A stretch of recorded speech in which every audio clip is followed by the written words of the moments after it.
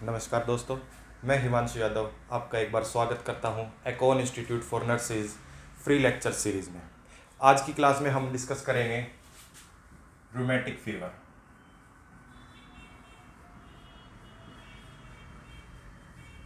Rheumatic fever paediatrics का एक बहुत ही महत्वपूर्ण टॉपिक है, जिसको ज़्यादातर बच्चे क्या करते हैं भाई, रट लेते हैं, याद कर लेते हैं, लेकिन समझ के कोई याद नहीं करता। तो आज की क्लास में हम कोशिश करेंगे कि रूमेटिक फीवर को हम बिल्कुल डिटेल में इजीली समझेंगे। तो रूमेटिक फीवर समझने के लिए भाई सबसे पहले हम एक छोटा सा डायग्राम बनाएंगे। उस डायग्राम की हेल्प से हम समझेंगे रूमेटिक फीवर होता कैसे है, रूमेटिक फीवर में क्या क्या कंडीशंस होती है, किस वजह से होता है। डायग्राम कंप्लीट होने तक आई होप सभी बच्चे खुद से डेफिनेशन बना पाएंगे रूमेटिक फीवर के बारे में।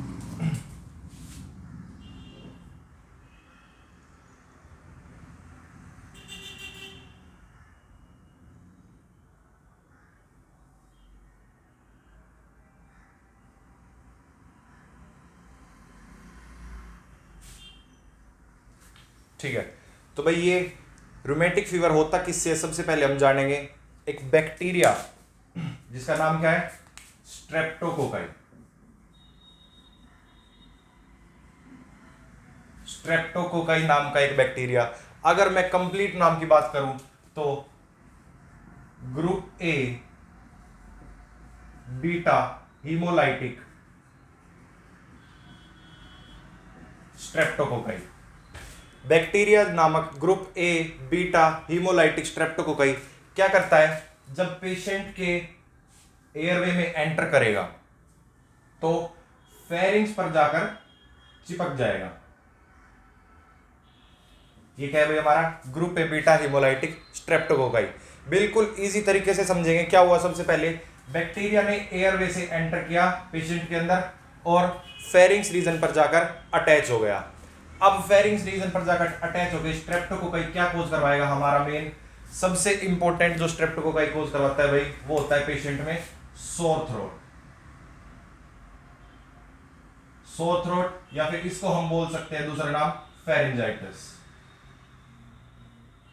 फेरिंजाइटिस भी बोल दिया जाता है भाई, स्ट्रेप्टोकोकल फेरिंजाइटिस भी बोल देते हैं। किस लिए, क्योंकि group A beta haemolytic streptococci ने कराया है।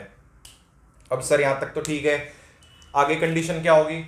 अब बॉडी के अंदर कोई फॉरेन बैक्टीरिया आया है, कोई हार्मफुल बैक्टीरिया है, बॉडी को सोर थ्रोट करवा रहा है पेशेंट को, कोई हार्मफुल कंडीशन क्रिएट कर रहा है, तो भाई बॉडी का इम्यून सिस्टम एक्टिवेट होगा या नहीं होगा। तो सबसे पहले आएंगे भाई हमारे पास मैक्रोफेजेस। स्ट्रेप्टोकोकाई के पास सबसे पहले कौन आया, मैक्रोफेज। मैक्रोफेज ने क्या किया, स्ट्रेप्टोकोकाई को देखा कि भाई ये तो कोई फॉरेन बैक्टीरिया है, फॉरेन पार्टिकल है और बॉडी को हार्म पहुंचा रहा है। तो मैक्रोफेज ने क्या किया भाई, स्ट्रेप्टोकोकाई का जो एंटीजन है उसको आइडेंटिफाई कर लिया और उसको कहां ले गया, इम्यून सिस्टम के पास। या मैं बात करूं इम्यून डिफेंस मैकेनिज्म हमारी बॉडी की। फिर से रिपीट करते हैं भाई, स्टार्टिंग से क्या हुआ, किसी पेशेंट के एयरवे से एंटर किया कौन, group A beta haemolytic streptococci, जाके अटैच हो जाता है एयरवे में, मोस्टली फेरिंग्स रीजन में। फेरिंग्स रीजन में अटैच होकर क्या करवाता है वो, सोर थ्रोट या फिर फेरेंजाइटिस। सोर थ्रोट या फिर फेरेंजाइटिस। अब क्या हुआ, बच्चे को फेरेंजाइटिस हो गया तो बॉडी का इम्यून मैकेनिज्म एक्टिवेट होगा। मैक्रोफेज ने स्ट्रेप्टोकोकाई का एंटीजन आइडेंटिफाई किया और इम्यून सिस्टम को जाकर बता दिया। अब इम्यून सिस्टम क्या होगा, एक्टिवेट हो जाएगा। इम्यून सिस्टम क्या बनाएगा भाई, एंटीबॉडीज क्रिएट करेगा। इम्यून सिस्टम ने क्या क्रिएट करी, एंटीबॉडीज। वो एंटीबॉडीज भेजेगा वापस से स्ट्रेप्टोकोकाई के पास और उनको किल कराएगा, उनको नष्ट करा देगा। तो भाई ये बहुत ही ज्यादा सिंपल मैकेनिज्म लग रही है हमको। क्या हुआ, फिर से रिपीट करते हैं। सबसे पहले group A beta haemolytic streptococci ने एंटर किया फेरिंग्स में, फेरिंग्स में जाके अटैच हो गया, पेशेंट को सोर थ्रोट और फेरिंजाइटिस कराया। फिर क्या हुआ, मैक्रोफेज ने इम्यून सिस्टम को बता दिया कि हमारी बॉडी में कोई फॉरेन पार्टिकल आया है। अब इम्यून सिस्टम क्या था भाई, बॉडी का डिफेंस मैकेनिज्म। उसने एंटीबॉडीज को भेजा कि उसको किल करके आओ, भगा के आओ। तो एंटीबॉडीज क्या करेंगे भाई, इस स्ट्रेप्टोकोकाई बैक्टीरिया को किल कर देगी। काफी इजी लग रहा है, लेकिन ट्विस्ट यहीं पे आता है। ऐसा सिर्फ 97% केसेस में देखने को मिलता है। 97 से 98% केसेस में सिंपल ये मैकेनिज्म देखने को मिलता है जहां पे स्ट्रेप्टोकोकाई डेड हो जाएंगी और कंडीशन रिजोल्व हो जाती है। प्रैक्टिकली क्या होता है भाई, 97% केसेस में देखने को मिला, बचे 3% केसेस में क्या होगा। ऐसे पेशेंट्स, ऐसे पर्सन, इंडिविजुअल्स जिसकी जेनेटिक वुल्नरेबिलिटी ज्यादा है, उनमें क्या होगा, वो आएंगे हमारे अदर 3% केसेस में। उन अदर 3% केसेस में क्या देखने को मिलेगा भाई, जो एंटीबॉडीज बनी थी, जो इम्यून सिस्टम ने एंटीबॉडीज बनाई थी, वो क्या करने लगेगी, अब बॉडी की ओन सेल्स को, पेशेंट की खुद की सेल्स को डैमेज करना स्टार्ट कर देगी। फिर से रिपीट कर रहा हूं, group A beta haemolytic streptococci ने एंट्री करी कहां, पेशेंट के फेरिंग्स में।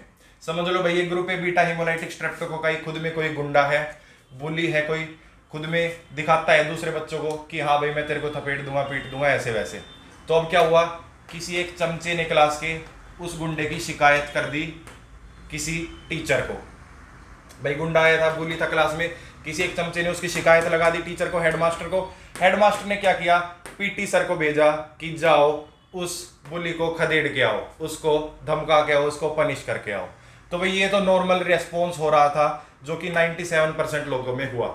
लेकिन अब क्या हुआ, कभी कभार क्या देखने को मिलता है भाई कि शरारत कोई बच्चा कर रहा है और पीटी सर पिटाई किसी और बच्चे की कर देते हैं। फिर से बताता हूं भाई, शरारत कोई बच्चा कर रहा है, डैमेज कौन करवा रहा था, group A beta haemolytic streptococci. लेकिन पीटी सर ऐसे ही होते हैं सभी स्कूल में, थोड़े देसी होते हैं भाई, कंफ्यूज हो जाते हैं कि किस बच्चे ने शरारत करी है, उस बच्चे के चक्कर में पूरी क्लास को पीट देते हैं। सेम कंडीशन यहां देखने को मिल रही है, पीटी सर ने पूरी क्लास को पीट दिया, ओन सेल्स पे जाके अटैक करने लग गया। ओन सेल्स में कौन कौन सी आती है भाई, बॉडी की मोस्ट इंपोर्टेंट खुद की सेल्स। फर्स्ट सबसे पहले आएगी कार्डियक सेल्स, हार्ट की जो सेल्स होंगी उन पर जाकर अटैक करेगी एंटीबॉडीज।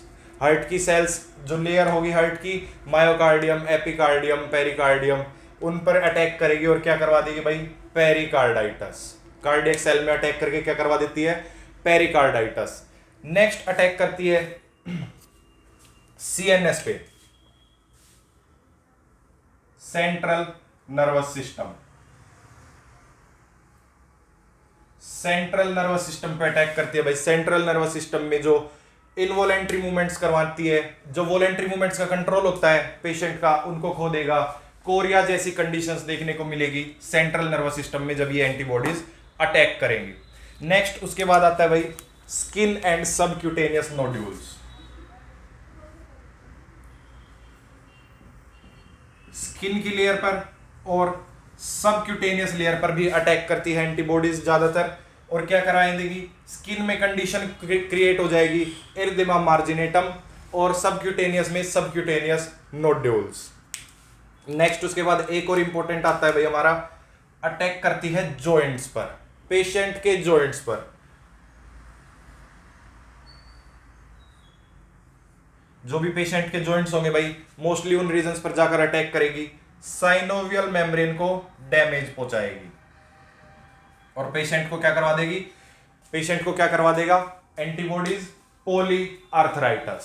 क्या करवा देते हैं, पॉली आर्थराइटिस, जिसको हम रोमेटिक फीवर में माइग्रेटरी पॉली आर्थराइटिस भी बोलते हैं। वो आगे आने वाली डिसीज कंडीशंस जब हम पढ़ेंगे तब डिटेल में पढ़ेंगे भाई। अभी के लिए फिर से रिपीट कर रहा हूं एक बार स्टार्टिंग से, क्या हुआ डायग्राम से समझ रहे हैं भाई हम, बहुत ही इजी है, कोई डिफिकल्टी वाली बात नहीं है। एक स्टोरी के तरीके से याद करेंगे। क्या हुआ, एक पेशेंट था जिसके अंदर group A beta haemolytic streptococci नाम का बैक्टीरिया आया। इस बैक्टीरिया को हमने इमेजिन कर लिया कि ये क्लास में कोई है, बुली है, कोई गुंडा बच्चा है। इस गुंडे बच्चे की शिकायत कर दी किसने, किसी चमचे ने, जो कि था मैक्रोफेज। किसको कर दी भाई, हेडमास्टर को। हेडमास्टर कौन है, हमारा इम्यून सिस्टम। अब हेडमास्टर ने पीटी सर को भेजा कि भाई उस बच्चे को पनिश करके आओ। पीटी सर कौन है, हमारे एंटीबॉडीज। एंटीबॉडीज गए भाई और ग्रुप ए स्ट्रेप्टोकोकाई को पनिश किया, उसको किल कर दिया। ऐसा देखने को मिला था हमें 97% केसेस में। थ्योरेटिकली भाई ये बात समझ में आती है, लेकिन थ्योरी और प्रैक्टिकल में डिफरेंस यही आता है। प्रैक्टिकल में सिर्फ 97% केसेस में देखने को मिलता है। अदर 3% केसेस में क्या हुआ, जिनकी जेनेटिक वुल्नरेबिलिटी ज्यादा थी उनमें एंटीबॉडीज, जो कि हमारे पीटी सर थे, वो डैमेज करने लग जाते हैं ओन सेल्स, बॉडी के खुद के सेल्स को। मतलब पीटी सर सिर्फ गुंडे बच्चे को नहीं, बाकी क्लास के सीधे बच्चे को भी मारने लग गए। बोला कि भाई पूरी क्लास आ जाओ, सभी लाइन में लग जाओ, सबकी पिटाई होगी। तो भाई अब क्या हुआ, ओन सेल्स में मेन सेल्स हमारी कौन कौन सी डैमेज होती है, बात करी हमने कार्डियक सेल, जो क्या करवाती है, pericarditis. Next central nervous system damage होता है, भाई उसमें क्या होता है, कोरिया, इनवॉलेंट्री मूवमेंट्स ज्यादा करने लगता है बच्चा। नेक्स्ट स्किन में कंडीशन क्रिएट होती है, एरिथेमा मार्जिनेटम। सबक्यूटेनियस टिश्यूज में सबक्यूटेनियस नोड्यूल्स, एंड जॉइंट्स में हमारा साइनोवियल मेम्ब्रेन को डैमेज करके क्या करता है, पॉलीआर्थराइटिस। तो भाई ये कंडीशन है हमारी, क्या कहलाती है, रूमेटिक फीवर। कि सर इसमें फीवर कहां से आया, देखो फीवर कैसे आता है भाई, अब इन सभी जगह इन्फ्लामेशन हो रही है, हमारी बॉडी में क्या हो रही है भाई, इन्फ्लामेशन हो रही है। इन्फ्लामेशन होती है तो एक इंपॉर्टेंट केमिकल प्रोड्यूस होता है, साइटोकाइनिन। बॉडी के अंदर कहीं भी इन्फ्लामेशन होती है तो भाई साइटोकाइनिन प्रोड्यूस होता है। वो साइटोकाइनिन क्या करेगा, हाइपोथैलेमस के पास जाएगा। ये साइटोकाइनिन कहां जाएगा, हाइपोथैलेमस के पास।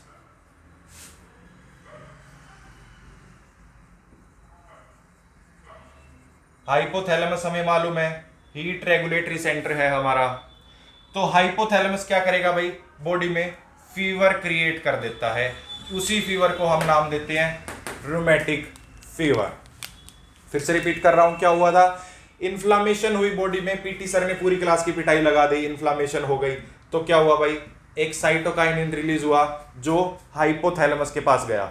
अब एक ऐसा बहुत ही ज्यादा सीधा बच्चा था जिसको भाई ये बर्दाश्त नहीं हुआ कि हमारी बिना बात के पिटाई हो गई, वो प्रिंसिपल के पास चला गया, हाइपोथैलेमस के पास। हाइपोथैलेमस ने फीवर क्रिएट कर दिया कंप्लीट बॉडी में। क्या हमें क्लियर हुआ भाई सभी को? तो रूमेटिक फीवर क्या है, हम डायरेक्ट बोल सकते हैं it is an auto immune condition. Auto immune condition कैसी है भाई, कि हमारी बॉडी के इम्यून सिस्टम ने हमारी ही बॉडी के सेल्स को डिस्ट्रॉय कर दिया, इसलिए इसको बोला गया है rheumatic fever is an auto immune condition that damages own body cells but caused by, किससे कॉज हो रहा है, group A beta haemolytic streptococci, caused by group A beta hemolytic streptococci due to sore throat and pharyngitis. Sore throat and pharyngitis. अब यहाँ पे nursing point of view से क्या क्या बातें याद रखने वाली है भाई, मेन बातें याद रखने वाली ये है कि पेशेंट को सबसे पहले क्या हुआ था, सोर थ्रोट और फेरेंजाइटिस हुआ था। सोर थ्रोट और फेरेंजाइटिस के 2 से 4 हफ्ते बाद, after 2 to 4 weeks, sore throat और फेरेंजाइटिस के होने के 2 से 4 हफ्ते बाद बच्चे में देखने को मिल रहा है रूमेटिक फीवर। रूमेटिक फीवर या जितनी भी हमारी कंडीशंस क्रिएट हुई है जो ऑन बॉडी सेल्स के डैमेज के कारण हुई है, वो कब देखने को मिलती है भाई, 2 से 4 हफ्तों के बाद। किसके 2 से 4 हफ्तों के बाद, सोर थ्रोट के। कि सर ऐसा क्यों है, क्योंकि जो स्ट्रेप्टोकोकाई बॉडी के अंदर एंटर हुआ था वो इम्यून सिस्टम को एक्टिवेट करवाता है, तो भाई उसमें थोड़ा टाइम लगता है। इम्यून सिस्टम को एक्टिवेट होने के लिए थोड़ा टाइम चाहिए होता है, धीरे धीरे करके जैसे इम्यून सिस्टम एक्टिवेट होता है और स्ट्रेप्टोकोकाई को किल करता है, साथ ही साथ क्या देखने को मिलेगा फिर 2 से 4 हफ्तों के अंदर, कि वो खुद की बॉडी की सेल्स को भी डैमेज कर रहा है। अब सर यहां से एक डाउट आता है हमें कि जो एंटीबॉडीज है, हमारी बॉडी की एंटीबॉडीज है, जो पीटी सर थे, उन्होंने सिर्फ स्ट्रेप्टोकोकाई को क्यों नहीं मारा, हमारी बॉडी की सेल्स को ही क्यों मार रहा है साथ में? कि भाई पीटी सर ने सिर्फ गुंडे बच्चे को क्यों नहीं पीटा, शरीफ बच्चों को भी क्यों पीट रहा है?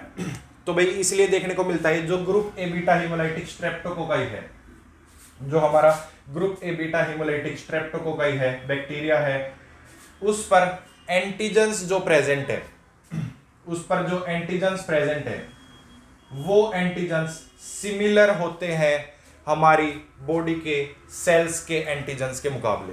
या भाई एक और थ्योरी ये निकल के आई थी कि group A beta haemolytic streptococci के ऊपर जो प्रोटीन प्रेजेंट है सेल वॉल पे, जो प्रोटीन है जिसका नाम प्रोटीन एम है, वही प्रोटीन देखने को मिलता है इन सभी ऑर्गन्स की सेल वॉल पर। इन सभी ऑर्गन्स की सेल मेम्ब्रेन पर सेम प्रोटीन देखने को मिलता है। इसीलिए एंटीबॉडीज कंफ्यूज हो जाती है कि वो स्ट्रेप्टोकोकाई को डैमेज कर रही है या अपनी बॉडी की सेल्स को डैमेज कर रही है। मतलब पीटी सर कंफ्यूज हो जाते हैं सेम ड्रेस की वजह से कि वो गुंडे बच्चे की पिटाई कर रहा है या शरीफ बच्चों की पिटाई कर रहा है, क्योंकि सभी ने सेम ड्रेस पहन रखी थी। तो ये बात हो गई भाई हमारी रूमेटिक फीवर की। डेफिनेशन की बात करें तो it is an auto immune condition that is caused by group A beta haemolytic streptococci due to sore throat and pharyngitis. तो आई थिंक यहाँ डायग्राम में भाई इजीली बहुत ही ज्यादा समझ में आ गया हमें। हमने रिलेट करके पढ़ा, एक स्टोरी बना के पढ़ी जो कि बहुत इजीली अंडरस्टैंडेबल होगा टॉपिक के लिए। नेक्स्ट इसमें कंटिन्यू होगा Jones major criteria and Jones minor criteria. तो भाई नेक्स्ट कंटिन्यू वीडियोस देखने के लिए Acon institute of foreign nurses channel से जुड़े रहें और वीडियो को सपोर्ट करते रहें। धन्यवाद।